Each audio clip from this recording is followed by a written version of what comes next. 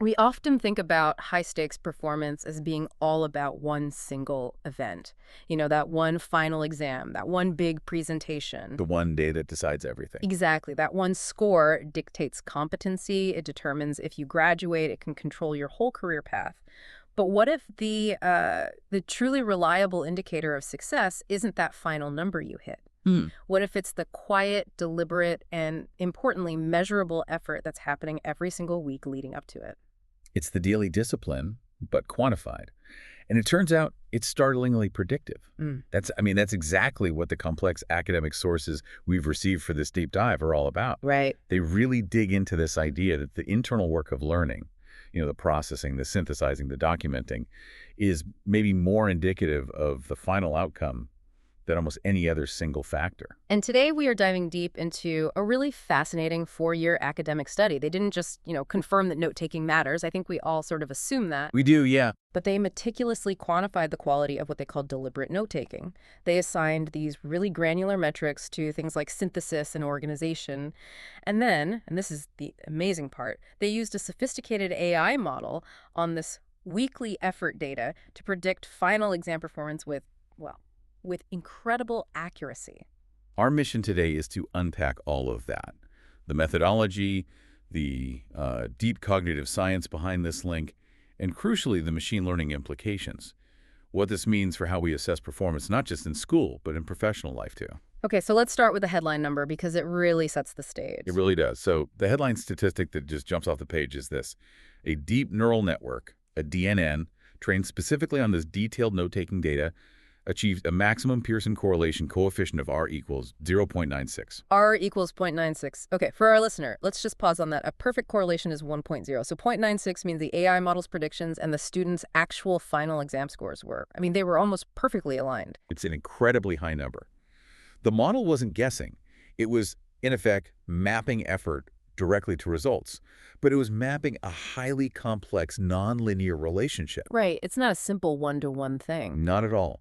And to really understand how powerful that R of 0.96 is, you have to compare it to the simpler models they started with. Okay. The initial simple linear models, which just drew a straight line between effort scores and exam grades, they maxed out at a correlation of about R equals 0.74. Which is still pretty strong, to be fair. Oh, it's very strong.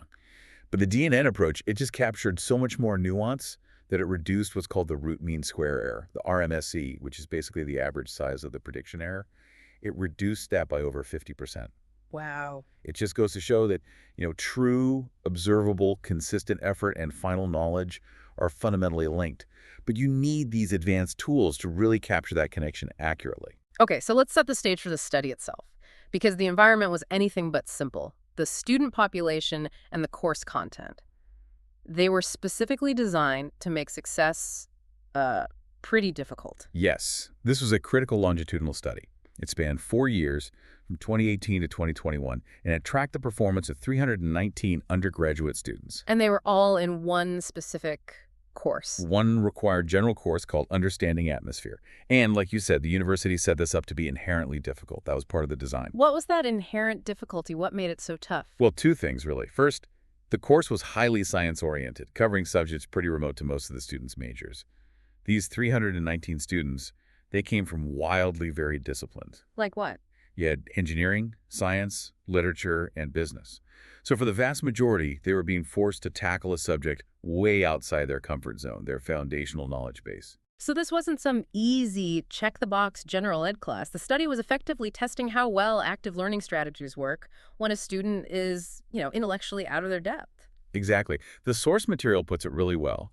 It says that tackling unfamiliar scientific materials is a non-trivial task for a student whose expertise is, say, in literature or commerce. Non-trivial. I like that understatement. Right. And it goes on to say that if the students failed to actively engage, if they just sat back and listened passively, their attempts at this kind of cross-disciplinary learning would become superficial, and they'd fail the course. So the setup is crucial because it basically guarantees that only genuine strategic effort is going to translate into success. You couldn't fake your way through this. No way. It was designed to prevent that. So this entire story really begins with a surprisingly ancient and fundamental human act. taking notes. We tend to think of it as just, passive transcription. Just writing down what you hear. Yeah, but this study treats it as a measurable indicator of active, deliberate practice. And it's funny, we forget how central systematic documentation has been to, well, all of intellectual progress. The sources rightly bring up historical figures whose entire careers were built on meticulous note-taking.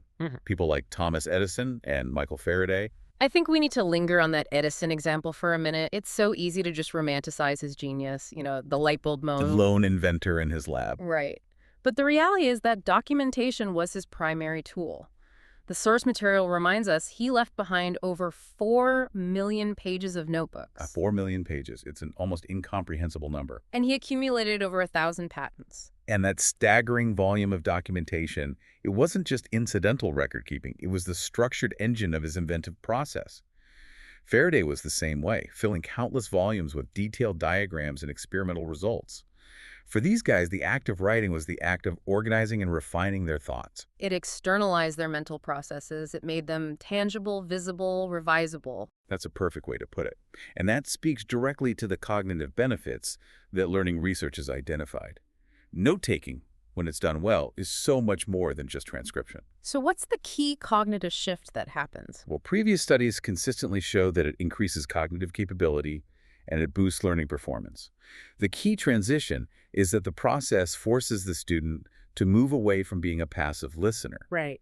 And instead, they have to switch on their writing and compositional capability. They're forced to synthesize, to paraphrase, to structure information right there in the moment. That distinction feels so crucial, the difference between simply recording words versus actively encoding them. That's it. That's the difference between what researchers call external storage, just holding information outside your brain, like on a page, and encoding, which is actively integrating that information into your existing memory structure. So when you paraphrase a complex idea or you draw a diagram, You're encoding it. You are literally building the mental architecture to house that new knowledge. And this is exactly the kind of process that the course was trying to force. speaking of the course design, the sources say the goal was explicitly to foster something called the Medici effect. What exactly is that, and why on earth did they force literature and business students into a climate science class? The Medici effect, yeah. It's named after the Renaissance banking family in Florence, the Medicis. They fostered incredible creativity by bringing together people from completely diverse fields. Artists, scientists, financiers. So it's about the intersection of ideas. Exactly. It's the incubation of new ideas that happens at the intersection of widely different knowledge domains. The university wanted students to take their expertise in, say, engineering analysis or literary narrative and apply it to a totally new problem, like atmospheric science. So an engineer might look at the climate problem and see it as a control systems challenge, while a literature student might analyze the rhetorical structures used in the big climate reports. Precisely. And that kind of cross-pollination can lead to really novel, non-obvious thinking.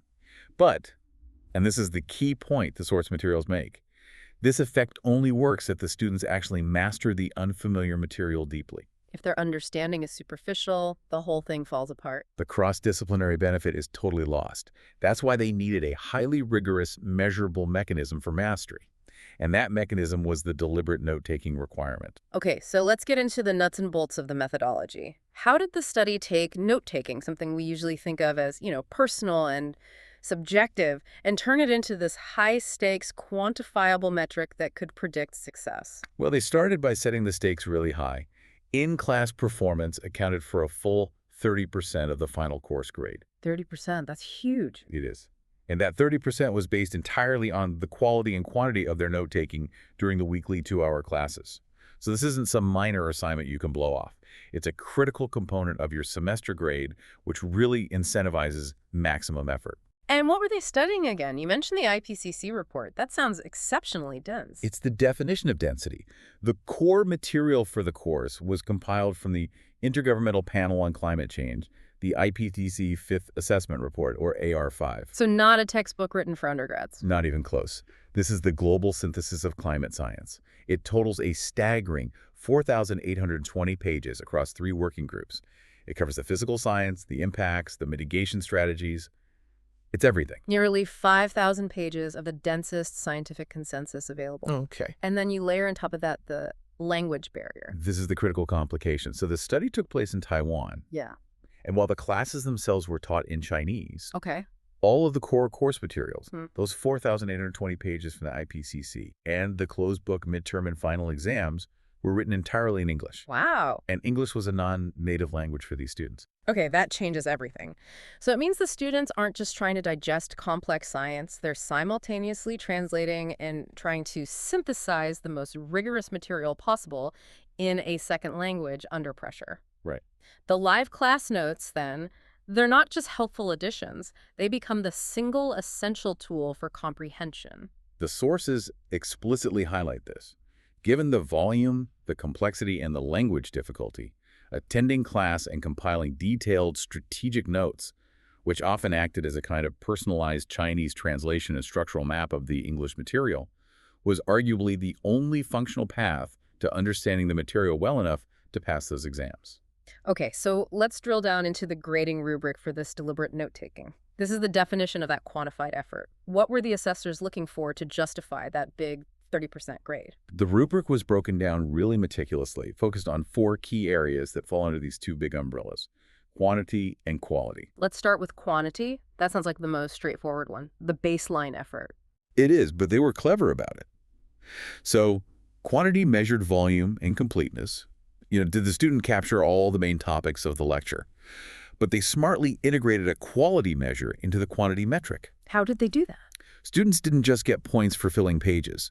They earned 1 point per page, but only for detailed, innovative, and creative written notes. This discouraged just simple copying, and it incentivized thinking while writing. The study confirmed that, naturally, high quality often demanded high quantity, which indicates, deep immersion in the topic. So it's not just a measure of pages, it's a measure of pages filled with substance. Okay, now for the quality criteria. This is where the real intellectual heavy lifting happens, I assume. This is it. Quality was assessed using 3 specific criteria to kind of move up the cognitive ladder. The first was accuracy and comprehension. The foundational check. Exactly. Are the facts correct? Sure. Do the definitions make sense? Did the student capture the core concepts correctly? This just verifies that the basic knowledge was transmitted. Okay, and the second quality check. Structure and organization. This is a measure of processing hierarchy.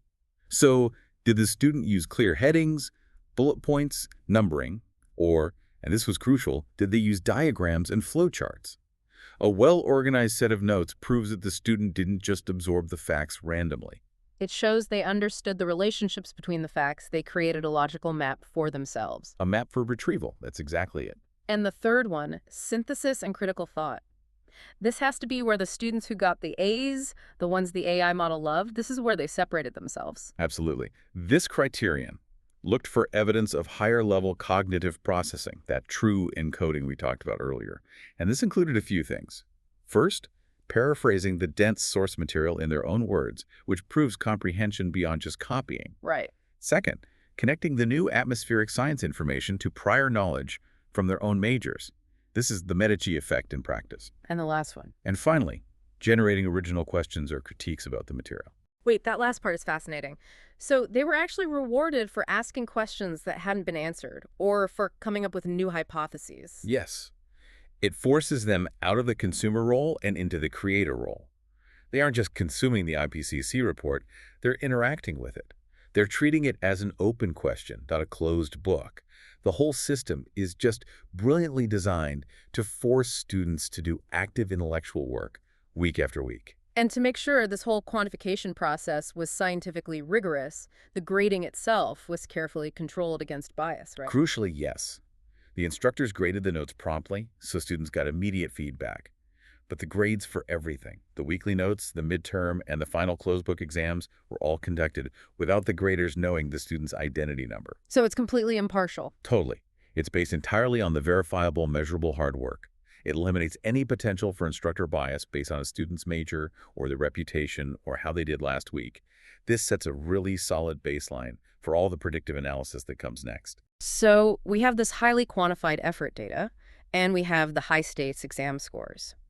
The first step in the analysis was a simple linear regression, just drawing a straight line between the two variables to see how strong that fundamental connection is. Correct. The linear model, that was the first pass. It was used to establish the existence of the relationship, and it did so robustly. When they looked at the aggregate results for the whole 2018 cohort of students, they found a statistically significant positive correlation right away. And what did that initial correlation tell us about the power of being consistent? It told us that consistency pays off, and it pays off exponentially over the semester. For the midterm exam, the correlation coefficient R was 0.60, Okay, so a positive link. a strong positive link. But by the final exam, R had jumped all the way to 0.74. This substantial increase confirms that this kind of deliberate effort in note-taking isn't just a one-off study tactic. It's a sustained, compounding advantage. So the more weeks you practice that deep synthesis, the wider the gap becomes between your performance and the performance of students who are just, trying to cram or passively attend. That's it, exactly. And R equals 0.74 is already a very strong correlation for this kind of social science data. I mean, if we were predicting something like height from shoe size, 0.74 would be impressive. It would be, yes. But the real insight here comes when they break down that data by the student's major and their year of study. That's where the human story about mindset really starts to emerge. This is where the linear model acts like an X-ray. It reveals these invisible psychological strategies that the students were employing toward this general course. They analyzed the 4 major groups from that 2018 data: literature, business, engineering, and science. And the most fascinating result, as you look through the sources, involves the literature students. I mean, the group that you'd think started furthest from the subject matter. They ended up with the most predictive result. By far. Yeah. They showed the highest correlation jump of any group. It moved from an already strong initial correlation to one that was almost perfectly predictive by the time of the final exam. So what does that suggest? The analysis strongly suggests that these literature students, they recognized the mountain they had to climb. They understood they had a significant knowledge gap to bridge in this hard science, so they prioritized proactive, high-quality note-taking as their essential survival tool. So their humility, in a way, their recognition that they didn't know the material, made them apply the deliberate effort that was required. Exactly. Their success demonstrates the power of conscious strategy over just having prior knowledge. What about the other groups? Well, the business students were also high achievers. They showed a really nice rise in correlation from 0.60 all the way up to 0.84. This points to a highly strategic, goal-oriented approach. They treated the course like a project to be mastered, and they invested in the skill of documentation to do it. Then we have the engineering students. You'd kind of expect them to be methodical, just given their discipline. And they lived up to that expectation. They showed consistent, strong correlations, moving from R equals 0.60 to 0.73.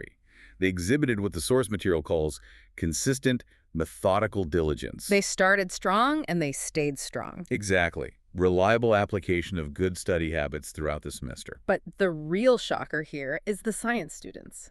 The students whose majors should have given them the most comfortable starting point. They showed the weakest link between their effort and their outcome. This is maybe the single biggest psychological insight of the whole study. The science students, they showed the lowest correlation, just hovering around R equals 0.36 for both the midterm and the final exams. So in predictive terms, their weekly effort was a very poor guide to their final score. A very poor guide. The analysis suggests they fell victim to what you might call the curse of comfort. The curse of comfort. They likely had a much more relaxed attitude toward a general science course. They believed their foundational science knowledge would be enough to carry them through. Which caused them to underinvest. Exactly. They underinvested in the critical high-level synthesis required by the rubric, especially given the foreign language barrier and the specific density of the IPCC material. They basically skipped the step of encoding the new specific knowledge because they assumed their old general knowledge was sufficient. What a powerful lesson. So the students who recognized their disadvantage, the literature students, they succeeded by adapting their strategy, while the students who felt advantaged, the science students, failed to adapt, and it led to this massive discrepancy in results. That speaks volumes about the primacy of mindset over background. Deliberate effort matters most when the learner truly believes it's necessary for success. Okay, let's shift gears a little bit to academic maturity. This study also looked at how student performance varied based on their year of study in 2018. So, sophomores, juniors, and seniors. This reveals a lot about how students prioritize their time as they move through their university careers. It really does. This stratification showed very distinct differences in how the seniority levels managed their commitment over this semester. And it maps beautifully onto the typical stressors and maturity levels of an undergraduate student. Let's start with the seniors, the year 4 students. They're the most experienced. The year 4 students, they demonstrated persistent, steady correlation. It moved from R equals 0.70 to 0.75. Not a big jump. Just solid and consistent. Incredibly consistent. They are mentally mature. They have their systems refined. They approach the note-taking seriously and consistently all semester, viewing it as a reliable input for success and, a necessary step toward graduation. They're just settled in their habits. And then you have the year 3 students, the juniors, and they showed the most dramatic turnaround of anyone. They are the adaptive learners in this story. They started miserably low. At the midterm, their correlation was statistically insignificant. Basically, their note-taking effort was useless in predicting their early score. So they were putting in the work, but it wasn't translating. Or they weren't putting in the right kind of work. But then they got that low score on the midterm exam. They perceived the situation as the source notes, and they made a determined effort to change their learning performance. So they got a wake-up call. And what was the result of that mid-semester adaptation? Their correlation rocketed up to a highly significant R equals 0.89 by the final exam. Wow, from insignificant to 0.89. A huge jump. It means that by the second half of the semester, their deliberate note-taking became an extremely accurate predictor of their success. They realized the required rigor, and they strategically changed their behavior. It proves that this kind of intellectual adaptation is possible, even when you're facing really challenging material. That's a huge surge in predictive power in just a few weeks. It really shows the immediate payoff of high-quality effort. It does. And you can contrast that with the year 2 students, the sophomores. They had a really strong start, an R of 0.69 correlation at the midterm. Better than the juniors and seniors started. Exactly. But then they saw a slight dip down to R equals 0.64 by the final. And the source suggests this drop is largely due to the increasing course load and difficulty in their own specialized majors. So as sophomores get into the really demanding core courses for their major, their focus gets split. Right. The general ed course, even though it's difficult, it becomes a lower priority, and their dedication just wanes a little bit. Precisely. Their initial diligence was foundational, but the reality of academic resource allocation, it meant they had to prioritize the courses that were essential to their degree. This provides a great longitudinal context. It shows that note-taking effectiveness isn't static. It's heavily influenced by external pressures and how you manage your priorities. So if we step back and look at the whole picture, we can see that across the 4 years of the study, the overall linear correlation between note-taking and success remains strong. It was always somewhere between what R equals 0.53 and 0.72. The core relationship is resilient. It is. And we should note the mild temporal disruption they observed in 2020. The source mentions that some of the discipline correlations weakened that year. 2020. That date stands out. It does. Given the time frame, it's highly likely this is due to external instructional conditions related to the COVID-19 pandemic.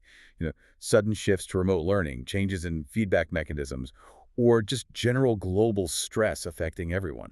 So even a global disruption like a pandemic didn't break the underlying principle, it just temporarily complicated the data. That's exactly it. And the key takeaway here is the resilience. The correlation bounced back strongly in 2021, which reinforces that this underlying relationship between deliberate effort and learning outcome is incredibly robust. The 2020 dip was just noise caused by external chaos, not a breakdown of the core principle. So the linear model gave us the proof that the relationship exists, and the why, the mindset and maturity factors. And now we move to the AI model, which gave us the how much better we can predict this outcome. Right. This is where it gets really powerful. The linear regression, it established this robust correlation, maxing out around R equals 0.74. That's strong, but it still leaves a pretty large degree of uncertainty for any individual prediction. For sure. The AI model, the deep neural network, is what took that predictability into the mid-90s, all the way up to R equals 0.96. So why was the AI model necessary? What exactly was it capturing that the simple straight line of linear regression was missing? Well, linear regression is simple by design. It finds the single best straight line that fits all the data points. It's using one primary parameter, which is the slope, to describe the average relationship between effort and score. The average relationship. Yes, but the real world, and especially human learning, is nonlinear. The reality is that the relationship between, say, a literature student's effort and their success is structured differently than a science student's effort and their success. The linear model can't account for all that context at the same time. So the linear model draws one straight line through the average of everyone's effort, but the DNN can actually map the individual nuanced pathways to success for each different type of student. That's a perfect analogy. The DNN was used specifically to enhance the predictive accuracy by capturing all of those numerous nonlinear and contextual effects, the kind of nuance a simple straight line just cannot handle. And the predictive lift was, well, it's dramatic. Linear correlation maxed at 0.74, the AI model hit 0.96. That difference represents the power to capture the true complexity of human learning. Okay, let's look under the hood of this complexity. What kind of DNN were they using, and what made it so powerful? The model was a multi-layer perceptron, or MLP. It's a standard but very powerful type of deep neural network. And critically, instead of having just one parameter like the linear model, this network contained 4 layers and utilized 912 parameters or weights for training. 912 levers to pull compared to just one. That gives the system vastly more freedom to map these complicated relationships. Exactly. The source material explicitly states that this complex AI training process is better able to extract the hidden values from the note-taking data precisely because it's using those hundreds of parameters. It wasn't just predicting the score based on the note-taking grade alone. It was incorporating that critical contextual data. Yes. It took in 8 distinct inputs. Okay, so we know the primary input was the aggregated note-taking grade for the semester. What were the other 7 inputs that added such profound context to the model? The other 7 inputs provided the context of the individual student. There were indicators for the student's specific major, so was this person in engineering, science, literature, or business? And they were also indicators for the university, year 2, year 3, or year 4. So the AI isn't just looking at what the student scored on their weekly notes. It's looking at who the student is and where they are in their academic journey. Precisely. This is the mechanism that allows it to capture that heterogeneity we identified back in Section 2. The AI can learn, for instance, that a student in year 3 who is struggling with their notes early on is actually likely to rebound significantly by the final. Right, the adaptive learner. Whereas a year 2 student who starts strong might face more external pressure from their major and drop off slightly.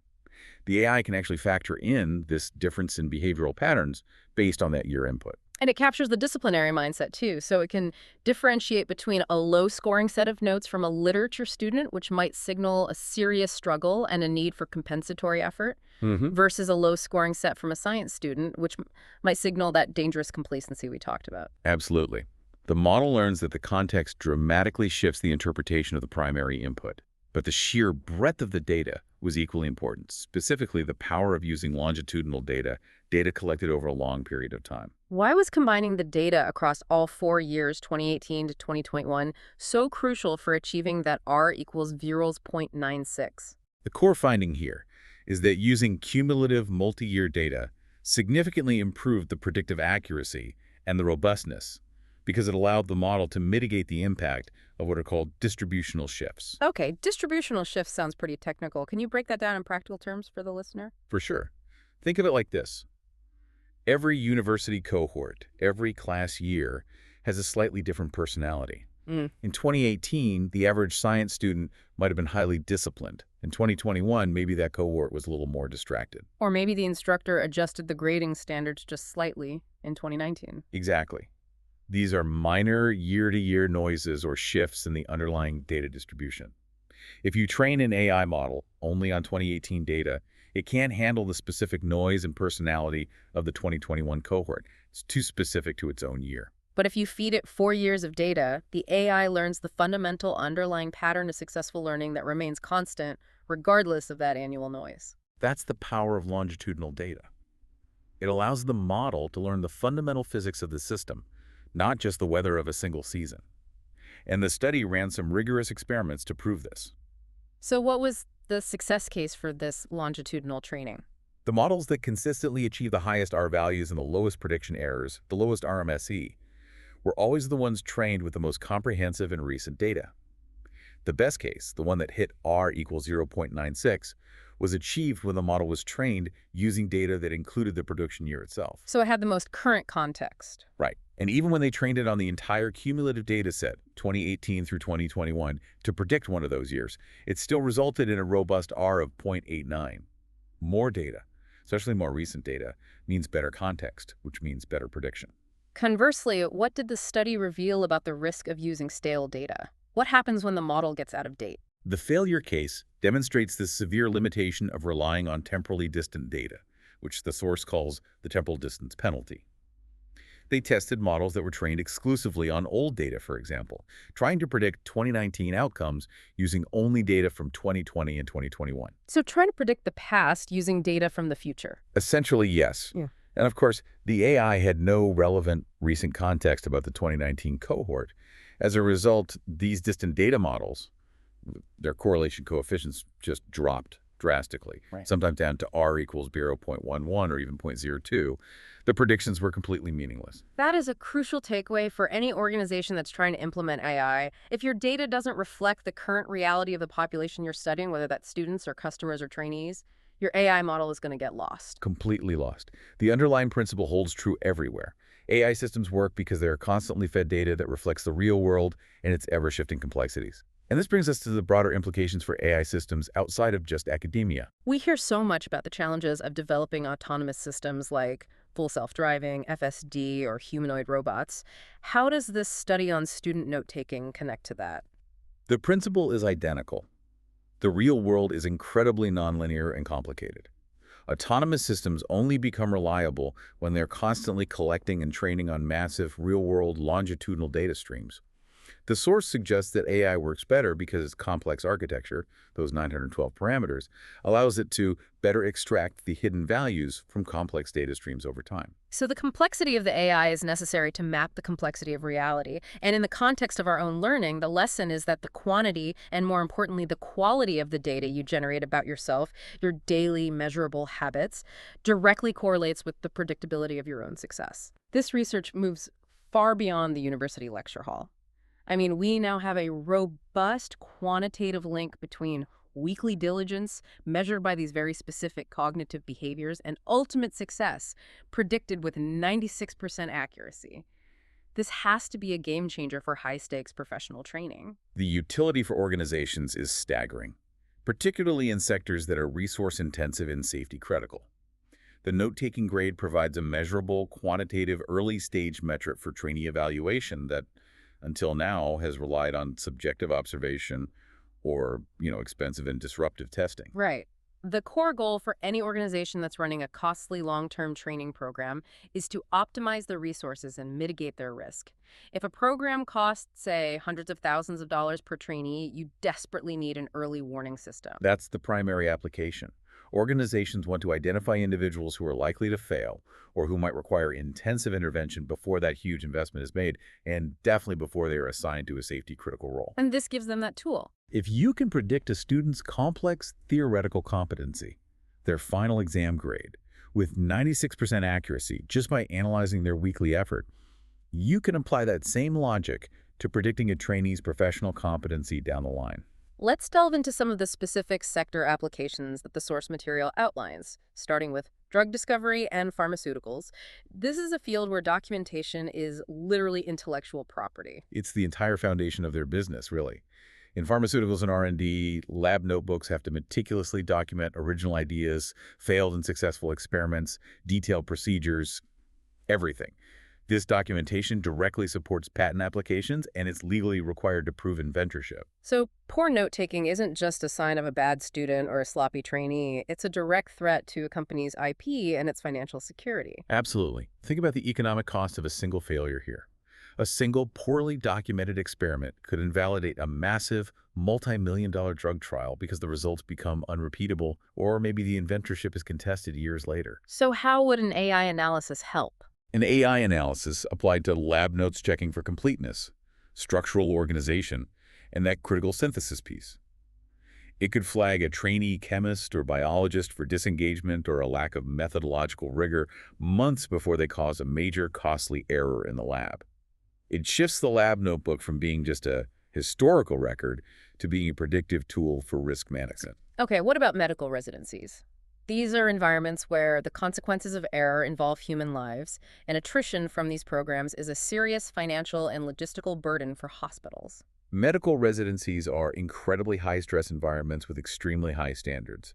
Resident notes, which include patient charts, field notes, reflective journals, they're essential for their own reflective learning and for formative assessment by their supervisors. So you could train an AI model on the principles of high-quality synthesis to analyze the structure and quality of a resident's clinical notes. Exactly. And it's not just looking for typos. It would be flagging a resident whose notes consistently fail those synthesis and critical thought criteria we talked about. Maybe they transcribe a patient's symptoms very accurately so they pass the quantity and accuracy checks, but they consistently fail to connect new symptoms to the existing medical literature, or they don't generate appropriate differential diagnoses. Which is a measurable deficiency in intellectual processing and critical thinking? It is, and flagging that early allows for targeted intervention.